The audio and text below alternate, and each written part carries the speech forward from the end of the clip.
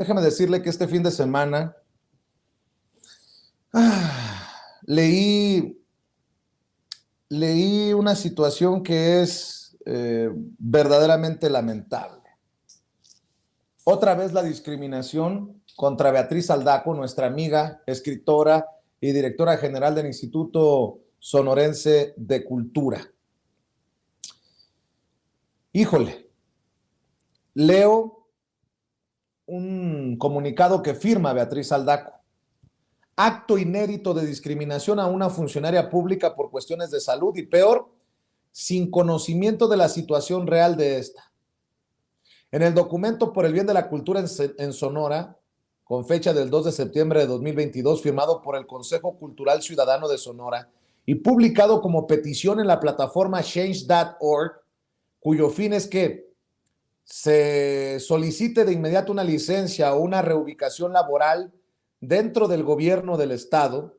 El primer motivo que se esgrime para que se separe de mi cargo, que se me separe de mi cargo conferido como directora general del Instituto Sonorense de Cultura en septiembre de este año es el siguiente, y cito: como es del conocimiento de la comunidad, usted padece de una delicada y peligrosa enfermedad que requiere de reposo y atención permanente.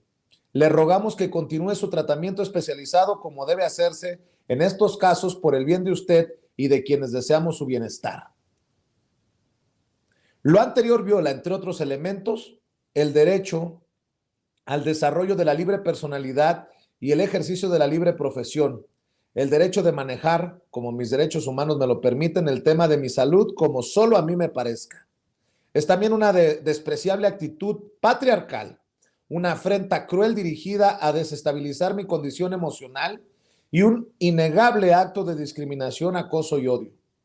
Daniel Gerardo García Valenzuela, coordinador operativo del Consejo Cultural Ciudadano de Sonora, y quien ha sido convocado varias veces a establecer un diálogo conmigo, pero se ha negado, entre otras cosas, porque no me considera una interlocutora válida, según lo ha expresado, solicita que lo reciba el secretario de Educación o el gobernador del estado. Es el responsable de la publicación y quien directamente ha promovido mi destitución y enviado varias cartas dirigidas a altos funcionarios del gobierno federal y del estado. Le ofrezco una disculpa, firma Beatriz Aldaco. Y le agradezco a Beatriz, a la querida Beatriz, que se enlace con nosotros para hablar sin censura de estos nuevos ataques. Bueno, pues, ¿qué se traen estos machitos? Literalmente, estos machitos contra la querida Beatriz Aldaco. Te saludo a la distancia, Beatriz, ¿cómo estás? Un abrazo. Muy bien, muy contenta a pesar de todo lo que ha estado ocurriendo en los últimos días, que ya viene de tiempo atrás esta pues insidia, esos actos que ya ahora en esta ocasión rebasaron todo el límite que podía tolerarse en términos de respeto por el otro, en este caso por mi persona, en una condición tan vulnerable como es una enfermedad como la que padezco.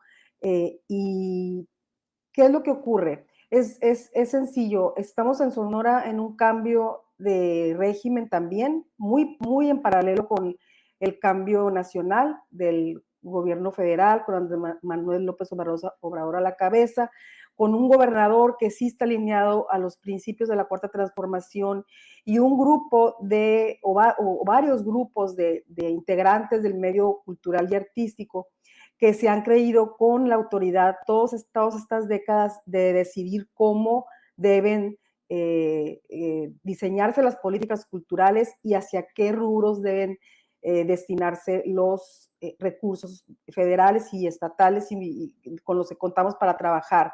Eso por un lado, no hay que perder de vista ese contexto. Son los intelectuales de acá, la mayoría, otros advenedizos los damnificados de la 4T. Pero por supuesto hay mucho de eso ahí en esos grupos, mucha de esa naturaleza de personas que podemos llamarles ahora sí, damnificados de la 4T, que no obtuvieron ningún puesto, ninguna posición, ni influencias directas en la administración de la cultura en Sonora.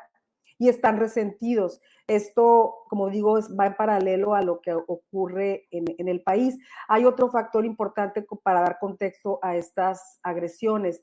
Siempre el ámbito de la cultura es un sector, es un lugar social muy, que se presta mucho al morbo, que se presta mucho a la diatriba, que se presta mucho a lo mediático, porque por alguna u otra razón las personas o los artistas, estos grupos en donde hay gente muy valiosa y muy humanista y muy comprometida, me consta, pero también hay gente que considera que ser artista o ser intelectual o pertenecer a una clase, léase en términos de la nación o de México entero, los nombres de Enrique Krauss o de Héctor Aguilar Camín y de otros que creen que son la autoridad en la materia, se siguen creyendo que pueden serlo y están completamente en shock porque no comenzamos preguntándoles a ellos, haciendo foros, preguntándoles a esta élite cómo querían que se dirigiera la política oficial en materia de cultura. Por supuesto que son tomados en cuenta. Hemos recibido a muchísimas personas, es una política de puertas abiertas donde se ha recogido las demandas de los artistas y de los intelectuales y de los cultureros, como se les suele decir. Pero estamos ahora nosotros comenzando de otra forma y comenzamos de otra manera. ¿Cómo? Yendo a los que menos tienen primero.